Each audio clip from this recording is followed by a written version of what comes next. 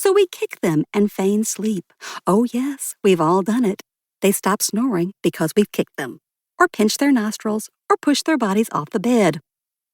I know women who've punched their husbands in the back. My personal preference is to hoist my lower half into midair and slam it down on the mattress, or gyrate in place. Our husbands wake up and we pretend they have woken themselves up because we are sleeping soundly. See how our eyes are closed and we are breathing slowly? See how we don't respond to accusations or pokes? I have never faked an orgasm, but I can play dead. I've watched enough survivalist and true crime shows to know how to roll into a ball so a moose bats you around but then leaves you alone, or go limp so a serial killer who's killed your sorority sisters walks out to find you because he thinks he's killed you too. But none of this is a long-term solution, so we do our best to live with it. We buy earplugs, and let me tell you, there are many different kinds of earplugs on the market. I ended up favoring the pink ones, which you are instructed to twist before slipping into your ears. As soon as they're in there, you feel them expanding like spray foam that exterminators use to clog mouse holes. It sounds creepy. What are you going to do? Keep those earplugs in your bedside drawer like antacid or Viagra. That's what you're going to do. Because bedside drawers are full of hope. And I'm sorry to dash yours. Earplugs muffle, but don't mute the noise. They fall out of your ears and find their way into your armpits. We build pillow forts.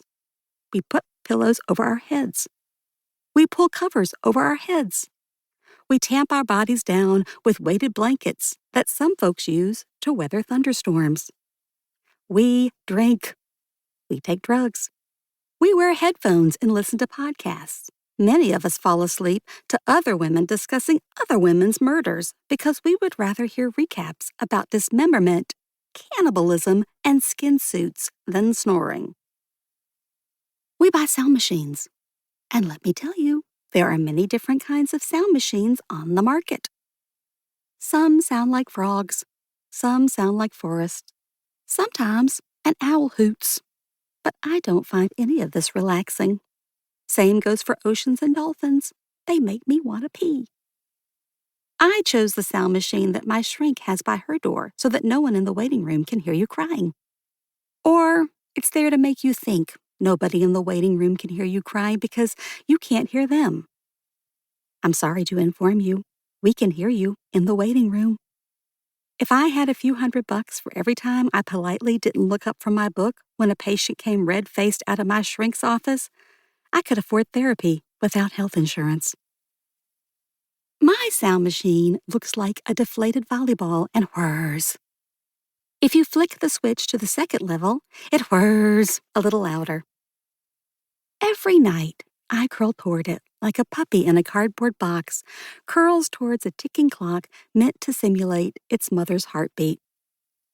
The problem is, sound machines compete for your attention.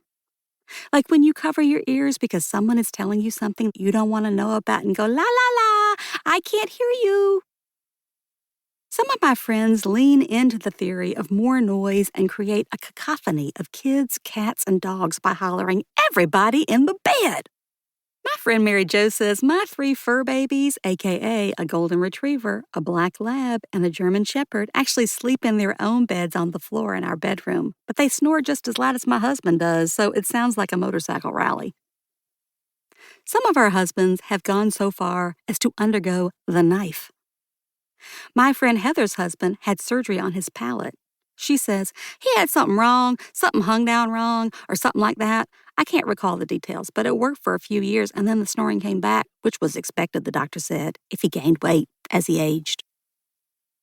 Another friend's husband had a nose job without a nose job to fix his deviated septum, but his snoring came back too. To add insult to injury, he says, I don't do well with anesthesia. I always wake up. I woke up in my colonoscopy and fought the nurses. This time, I woke up to the crunch when they broke my nose. My friend Jean struggled with her husband snoring for 8 years until she laid down an ultimatum. She said, if you don't get a sleep study, I'm going to stab you with a knife or divorce you.